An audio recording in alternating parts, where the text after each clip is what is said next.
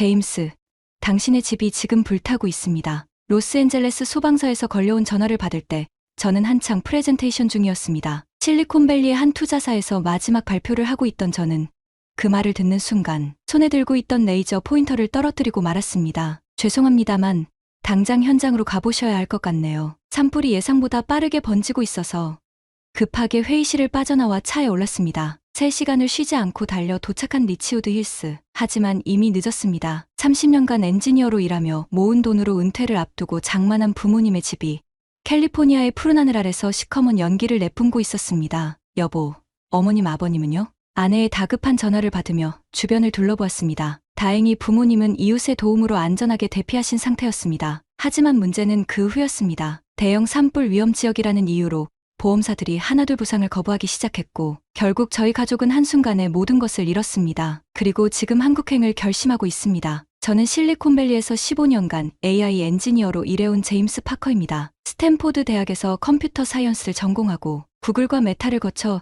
최근까지 자율주행 스타트업의 CTO로 일해왔죠. 아버지도 마찬가지로 엔지니어의 길을 걸어오셨습니다. IBM에서 30년간 하드웨어 엔지니어로 일하시다 2년 전 은퇴하신 후 평화로운 노후를 즐기고 계셨습니다. 어머니께서는 과학 교사셨는데 LA의 명문 고등학교에서 아이들을 가르치시다 아버지와 함께 은퇴하셨죠. 제 아내는 한국인입니다. 3년 전 샌프란시스코의 한 AI 컨퍼런스에서 처음 만났습니다. 제가 자율주행 딥러닝 모델에 대해 발표를 하는데 질문 시간에 날카로운 지적을 한 사람이 있었습니다. 바로 지연이었죠. 파커 씨의 모델은 아시아권 도로 환경에서도 똑같은 성능을 보장할 수 있나요? 그 질문은 제 연구의 큰 허점을 지적한 것이었습니다. 컨퍼런스가 끝난 후 커피를 마시며 나눈 대화는 밤늦게까지 이어졌고 우리는 기술적 대화를 넘어 서로에 대해 알아가기 시작했습니다. 그렇게 1년간의 열애 끝에 우리는 결혼했습니다. 하지만 아내와 결혼하기까지 과정은 순탄치 않았습니다. 장인어른과의 첫 만남은 잊을 수 없는 기억입니다. 우리 지연이가 박사 과정을 포기하겠다고? 지연의 아버님은 제 이력서는 보지도 않으신 채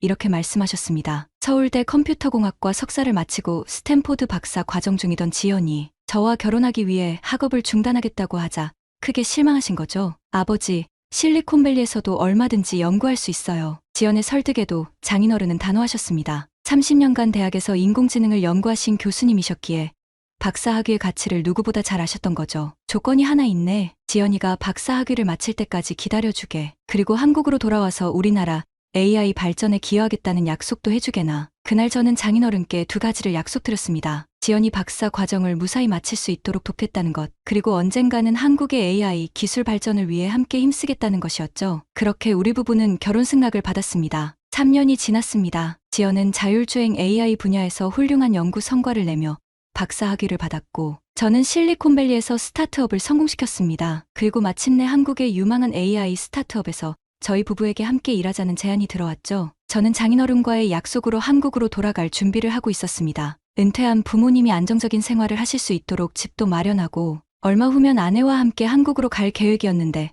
갑작스런 화재 소식에 너무 당황스러웠습니다. 한국으로 가기 전날 마지막으로 집을 보러 갔을 때의 기억이 아직도 생생합니다. 리치우드 힐스의 잿더미가 된 주택가를 걸으며 아버지는 40년간의 엔지니어 생활을 회상하셨습니다. IBM에서 수석 엔지니어로 은퇴하시고 꿈꾸던 전원주택을 마련하신 지 겨우 1년 만이었습니다. 제임스, 여기가 내 인생 마지막 집이 될 줄 알았는데 하지만 더 큰 문제는 따로 있었습니다. FEMA 연방재난관리청의 발표는 충격적이었습니다. 이 지역이 극한 기후 위험 구역으로 지정될 예정이라는 것이었죠. 이는 단순한 행정 조치가 아닌 거주 자체가 제한될 수 있다는 의미였습니다. 문제는 연쇄적으로 터져나왔습니다. 보험사들은 일제히 보상을 거부했고 은행은 모기지 재조정을 거절했습니다. 심지어 이웃들은 하나둘 텍사스나 플로리다로 이주를 시작했죠. 아내가 보여준 뉴스는 더욱 암담했습니다. 캘리포니아 산불 피해 지역의 90%가 향후 10년간 재건축이 불가능할 수 있다는 환경평가 결과였습니다. 마지막 희망이었던 정부 지원금도 실망스러웠습니다. 1인당 $50,000,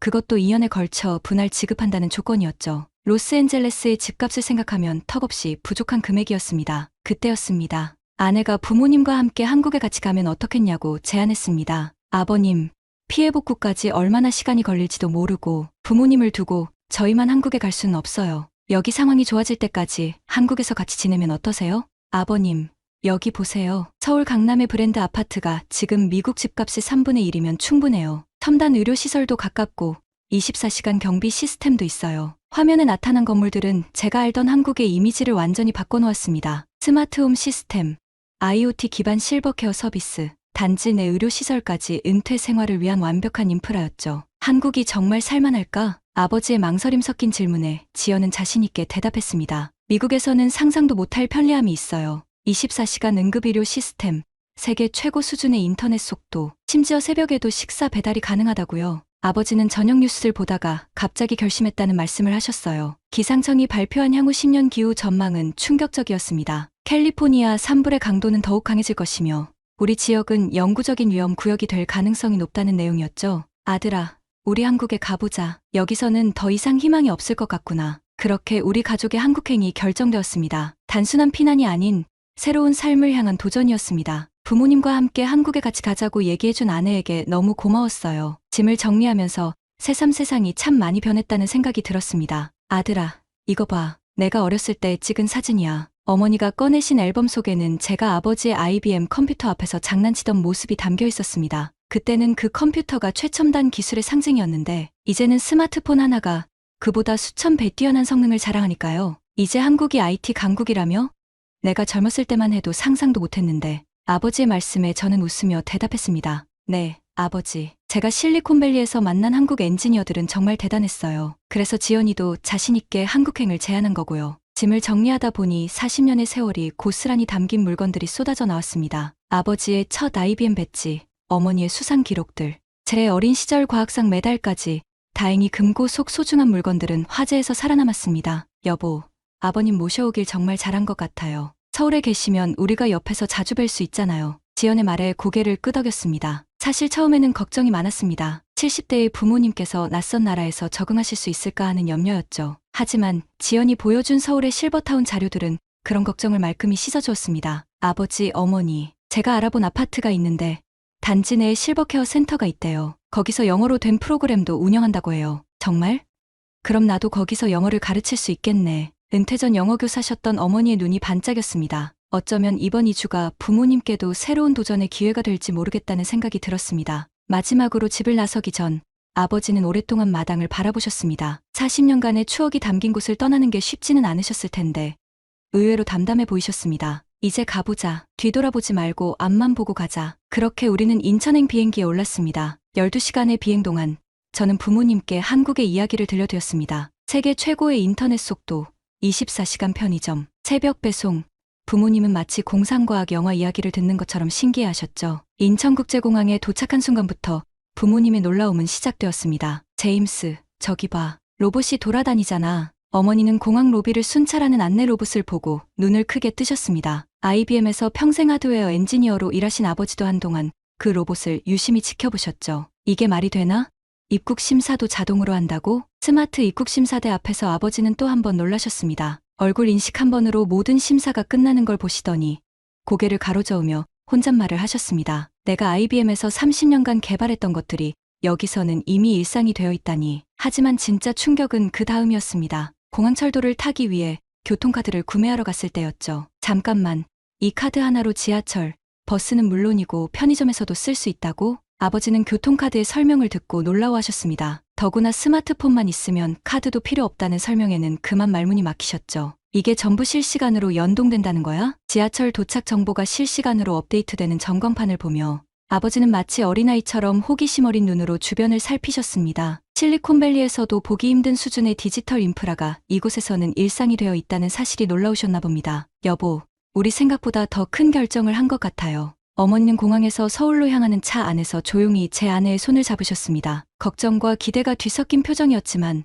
한국행을 결정한 것을 후회하시는 것 같지는 않았습니다. 불과 12시간 전 LA에서 모든 것을 잃고 떠나온 부모님. 하지만 인천공항에서 마주한 새로운 세상은 그분들에게 또 다른 가능성을 보여주고 있었습니다. 서울 강남의 아파트 단지에 도착했을 때는 이미 저녁이었습니다. 이게 정말 아파트라고? 마치 호텔 같은데? 어머니는 대리석으로 꾸며진 로비에 들어서며 놀라워하셨습니다. 24시간 상주하는 컨시어지, 호텔 같은 인테리어, 그리고 얼굴 인식으로 작동하는 엘리베이터까지. 아버지는 계속해서 고개를 젓고 계셨습니다. 잠깐, 이건 또 뭐지? 현관문 앞에 선 아버지는 도어락을 신기한 듯 바라보셨습니다. 열쇠 구멍이 없는 문을 보고 의아해하시는데 지연이 스마트폰을 꺼내들었습니다. 아버님, 이제 열쇠가 필요 없어요. 스마트폰으로 문을 열 수 있고 비상시에는 지문이나 비밀번호로도 열 수 있어요. 집 안으로 들어서자 아버지는 또 한 번 놀라셨습니다. 스위치를 찾으시던 손이 멈칫했죠. 불이 저절로 켜지네? 네, 모션 센서예요. 사람이 지나가면 자동으로 켜지고 꺼져요. 전기료도 절약되고요. 하지만 진짜 충격은 거실 월패드 앞에서였습니다. 하나의 스크린으로 집안 전체를 제어할 수 있다는 설명에 아버지는 한동안 말씀을 잇지 못하셨습니다. 난방, 조명, 가스, 환기, 이 모든 걸 여기서 다 제어할 수 있다고? 심지어 택배가 왔다는 알림까지. 아버님, 이제 스마트폰으로도 다 제어할 수 있어요. 외출하셨을 때도 집 안 상황을 체크할 수 있죠. 마스터 침실로 안내해 드렸을 때 어머니는 창밖 야경에 한동안 넋을 잃고 계셨습니다. 아래로 펼쳐진 강남의 불빛이 마치 별들처럼 반짝였죠. 이런 곳에서 살게 될 줄이야. 정말 꿈만 같구나. 그때였습니다. 갑자기 어디선가 음성이 들려왔습니다. 환영합니다. 실내 온도 26도. 실내 공기질 양호합니다. 인공지능 스피커의 갑작스러운 등장에 부모님은 깜짝 놀라셨습니다. 하지만 곧 흥미로운 표정으로 이것저것 물어보기 시작하셨죠. 아들아, 이게 정말로 다 알아듣고 대답하는 거니? LA에서의 상실감이 채 가시기도 전에 부모님은 이미 새로운 세상을 마주하고 계셨습니다. 그분들의 눈에서 서서히 희망의 빛이 피어나는 것을 보며 저는 이번 결정이 정말 옳았다는 확신이 들었습니다. 첫날 밤, 부모님은 쉽게 잠들지 못하셨습니다. 여보, 우리가 지금 꿈을 꾸고 있는 게 아닐까? 어머니의 말씀에 아버지는 조용히 창가로 걸어가셨습니다. 40층 높이에서 내려다 보이는 서울의 야경은 LA와는 또 다른 매력이 있었죠. 아침에는 뭐가 또 우리를 놀라게 할지 궁금하네. 아버지의 농담 섞인 말씀에 모두가 웃었지만 그 말씀처럼 다음날 아침은 또 다른 놀라움의 연속이었습니다. 잠깐, 이게 무슨 소리지? 아침 일찍 화장실에서 들려온 아버지의 목소리. 비데의 자동 기능에 놀라신 거였습니다. 이건 또 뭐야? 거울이 스크린이라고? 스마트 미러에 표시되는 오늘의 날씨와 일정을 보고 또 한 번 놀라셨어요. 아버님, 이제 쓰레기 분리수거하는 법을 알려드릴게요. 뭐라고? 쓰레기도 분류를 한다고? 재활용 분리수거 시스템을 설명하는데 한참이 걸렸습니다. 아버지는 주방 아래 설치된 4개의 분리수거함을 보며 놀라워하셨습니다. 일반 쓰레기, 플라스틱, 유리, 캔은 물론이고 종이까지 모두 따로 분리해야 한다는 설명에 어머니는 혀를 내두르셨습니다. LA에서는 그냥 쓰레기통 하나에 다 버리고 재활용은 파란 통 하나는 끝이었는데 한국은 음식물 쓰레기를 따로 모아서 처리하거든요. 이걸로 바이오가스도 만들고 퇴비도 만든대요. 정말 우리가 매일 버리던 음식물로 에너지를 만든다고? 아버지는 감탄하셨습니다. IBM에서 근무하실 때 환경 관련 프로젝트를 맡으셨던 아버지는 한국의 철저한 자원순환 시스템에 깊은 인상을 받으신 것 같았습니다. 이래서 한국이 환경 강국이 될 수 있었구나. 우리 아파트 단지만 해도 태양광 패널이 설치되어 있고 전기차 충전소도 있고 미국은 아직 갈 길이 멀어 보이는구나. 어머니는 조금 걱정스러운 표정을 지으셨습니다. 이렇게 꼼꼼하게 분리하는 게 귀찮지 않을까? 어머님, 처음엔 저도 그랬어요. 하지만 이제는 습관이 되어서 전혀 어렵지 않아요. 게다가 분리수거를 잘하면 아파트 관리비도 줄어든대요. 부모님은 한국의 환경보호 시스템에 감명을 받으신 듯했습니다. 특히 아버지는 쓰레기 분리수거 시간표를 사진으로 찍어두시며 진지한 표정을 지으셨습니다. 우리도 이제부터는 지구를 생각하는 한국식 생활을 해보자꾸나. 아버지는 창밖을 바라보며 감탄하셨습니다. 그때였습니다. 화재 경보기가 작동합니다. 화재 경보기가 작동합니다. 갑작스러운 경고음에 부모님의 얼굴이 순식간에 창백해졌습니다. LA에서의 그 끔찍한 순간이 떠오르신 걸까요? 아버지는 반사적으로 어머니의 손을 잡으셨고 어머니는 그대로 그 자리에 얼어붙으셨습니다. 그때 지연이 재빨리 상황을 설명했습니다. 아버님, 괜찮으세요? 토스트가 조금 탄 것뿐이에요. 연기 감지가 너무 민감해서 이런 경우가 종종 있어요. 하지만 경보음은 계속되었고 곧 월패드에서 경비실과 연결되는 인터폰 소리가 들렸습니다. 4203호 세대 맞으십니까? 화재 감지 알림이 왔는데 괜찮으신가요? 네, 괜찮습니다. 토스트를 조금 태웠을 뿐이에요. 알겠습니다. 혹시 모르니 잠시 후 순찰 돌면서 한 번 더 확인하도록 하겠습니다. 이 상황을 지켜보시던 아버지의 표정이 조금씩 바뀌기 시작했습니다. 공포에서 안도로, 그리고 마침내 감동으로. 이렇게 빨리 대응한다고? 네, 아버님. 연기가 조금만 감지돼도 바로 경보가 울리고 경비실에 통보돼요. 심각한 상황이면 자동으로 소방서에도 연락이 가고요. 그럼 우리 집에서 지난번처럼 그런 일은 없겠구나. 아버지는 말을 끝맺지 못하셨습니다. 대신 깊은 한숨을 내쉬셨죠. 그건 안도의 한숨이었습니다. 잠시 후 정말로 경비원이 방문의 상황을 확인했고 모든 것이 괜찮다는 걸 다시 한번 확인시켜 주었습니다. 여보, 우리 이제 안전하게 살 수 있겠죠? 어머니의 눈가에 맺힌 눈물을 보며 저는 다시 한번 한국행 결정이 옳았다는 확신이 들었습니다. LA에서의 트라우마를 한국의 철저한 안전 시스템이 조금씩 치유해주고 있었으니까요. 부모님이 많이 놀라신 것 같아서 걱정이 돼요.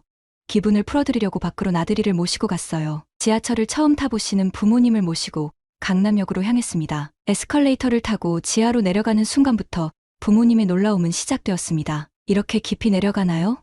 마치 지하 도시 같네요. 깔끔하게 정돈된 지하철 역사를 보시더니 아버님은 뉴욕이나 LA의 지하철과 비교하시며 연신 감탄하셨습니다. 특히 교통카드를 스치듯 대고 지나가는 게이트 시스템에 큰 인상을 받으신 듯했습니다. 플랫폼에 들어서자 전광판에 열차 도착 시간이 분 단위로 표시되었고 스크린 도어 너머로 깨끗한 승강장이 보였습니다. 어머니는 뉴욕 지하철의 낙서와 쓰레기 더미를 떠올리시며 말씀하셨습니다. 여긴 마치 호텔 로비 같아. 이렇게 깨끗한 지하철은 처음 봐요. 열차가 들어오자 더 큰 놀라움이 이어졌습니다. 냉방이 완벽하게 작동되는 객실, 천장에 LCD 화면에 표시되는 역 정보, 그리고 무엇보다 조용하게 질서를 지키며 탑승하는 시민들의 모습에 감탄하셨습니다. 노약 좌석은 비워두고 다들 핸드폰만 보고 있네. 뉴욕에선 상상도 못할 광경이야. 한 정거장을 지날 때마다 어디로 갈아타야 하는지, 몇 번 출구로 나가야 하는지 안내하는 방송이 흘러나왔습니다. 영어와 중국어, 일본어까지 지원되는 다국어 안내 방송을 들으시더니 아버지께서 고개를 끄덕이셨습니다. 이래서 한국이 IT 강국이라고 하는구나. 교통 시스템 하나만 봐도 우리보다 몇 년은 앞서 있어. 송파역에 도착해 지하상가로 이어지는 통로를 걸으며 부모님은 마치 새로운 세상을 발견한 듯한 표정을 지으셨습니다. 지하철이 단순한 이동수단이 아닌 하나의 완벽한 생활 인프라라는 사실에 놀라워하신 것 같았습니다. 여기가 어디니? 이렇게 멋진 공원이 도심 한가운데에 있다고? 석촌호수에 도착하자 아버지는 놀란 눈으로 주변을 둘러보셨습니다. LA의 공원은 대부분 교외에 있어서 도심 한가운데 이렇게 큰 호수가 있다는 게 신기하셨나 봅니다. 저기 봐요. 배도 탈 수 있대요. 어머니는 호수 위에 오리보트를 가리키며 마치 소녀처럼 들뜬 목소리를 내셨습니다. 우리는 잠시 벤치에 앉아 호수를 바라보았습니다. 한낮에 따스한 햇살이 수면에 반짝였고 산책하는 사람들의 웃음소리가 들려왔습니다. 아들아, 여기 사람들 표정이 참 밝구나. 네, LA에서는 마지막에 다들 불안에 떨며 살았잖아요. 여긴 달라요. 점심때가 되자 근처 식당가로 향했습니다. 한 칼국수 집 앞에서 발길을 멈췄죠. 어머님, 이건 꼭 드셔보셔야 해요. 제가 처음 먹어봤을 때 깜짝 놀랐거든요. 주문한 칼국수가 나오자 어머니는 그릇 위로 모락모락 피어오르는 김을 보며 미소 지으셨습니다. 어머니는 조용히 아버지의 손을 잡으셨고 저는 그 모습을 보며 가슴 한켠이 따뜻해지는 것을 느꼈습니다. 집으로 돌아가는 길은 부모님이 힘드실까봐 택시를 타고 가기로 했어요. 제가 스마트폰을 꺼내드는데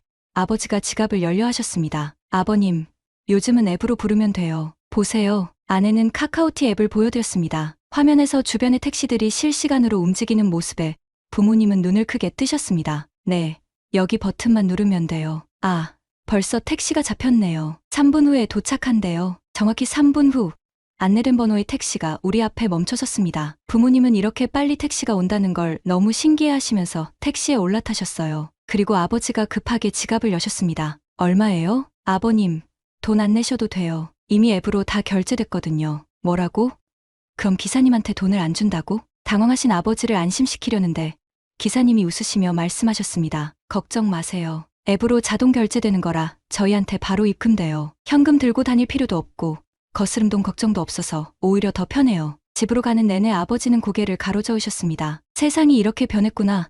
LA에서는 아직도 택시 잡으려면 길가에서 한참을 기다려야 하는데 어머니는 조용히 중얼거리셨습니다. 한국에 오신 지 한 달이 지났습니다. 처음의 불안과 걱정은 점차 호기심과 설렘으로 바뀌어 가고 있었습니다. 매일 아침 아버지는 베란다에서 커피를 드시며 서울의 아침 풍경을 바라보시곤 합니다. LA의 고급 주택가와는 다른 고층 아파트의 숲이지만 그 사이로 보이는 도시의 생동감은 오히려 더 큰 활력을 느끼게 해주는 듯했습니다. 오늘은 지하철 타고 어디를 가볼까? 두 분은 이제 지하철 노선도를 손에 쥐고 새로운 목적지를 찾는 것이 일과가 되었습니다. 처음에는 두려워하시던 지하철이 이제는 서울을 탐험하는 가장 믿음직한 수단이 되었습니다. 특히 아버지는 주변의 첨단 기술에 완전히 매료되신 듯했습니다. IBM의 엔지니어 출신다운 호기심으로 아파트의 모든 IoT 기기들을 하나씩 익혀가고 계셨습니다. 심지어 스마트폰으로 식당 예약하는 법까지 배우셨죠. LA 화재의 트라우마도 조금씩 희미해져 가는 것 같았습니다. 철저한 화재 감지 시스템과 24시간 순찰하는 경비원들을 보며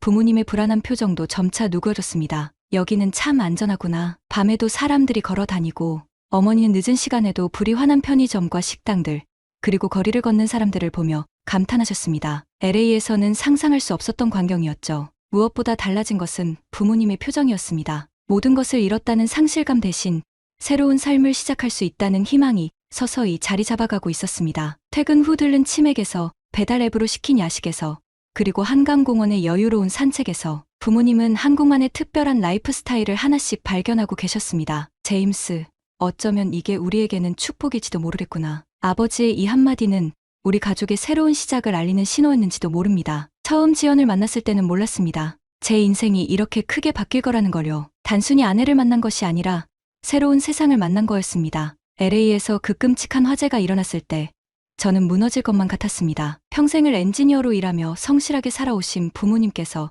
하루아침에 모든 것을 잃으셨다는 사실이 너무나 고통스러웠죠. 하지만 아내는 달랐습니다. 절망적인 상황에서도 새로운 가능성을 보았고 한국이라는 대안을 제시했습니다. 처음에는 반신반의했지만 지금 와서 보니 그것은 우리 가족을 위한 최고의 선택이었습니다. 부모님은 이제 한국 생활을 즐기고 계십니다. 아버지는 매일 아침 산책을 나가시며 이웃들과 대화를 나누시고, 어머니는 단지 내 커뮤니티에서 새로운 친구들을 사귀셨습니다. 무엇보다 그 끔찍한 화재의 기억에서 조금씩 벗어나고 계신 것이 가장 큰 변화입니다. 아내는 부모님도 저희 부모님을 각별히 챙겨주십니다. 주말이면 함께 식사를 하고 한국의 문화와 음식을 소개해 주시죠. 서로 다른 문화와 언어를 가진 두 가족이 이렇게 하나가 되어가는 모습을 보면 가슴이 따뜻해집니다. 이제 와서 생각해보면 지연과의 결혼은 제 인생에서 가장 현명한 선택이었습니다. 단순히 한 사람과의 결혼이 아닌 새로운 문화와 가능성을 만난 거였으니까요. 위기의 순간에 부모님께 새로운 희망을 드릴 수 있었던 것도 모두 아내 덕분입니다. 앞으로도 우리 가족의 이야기는 계속될 것입니다. 이제는 두려움 없이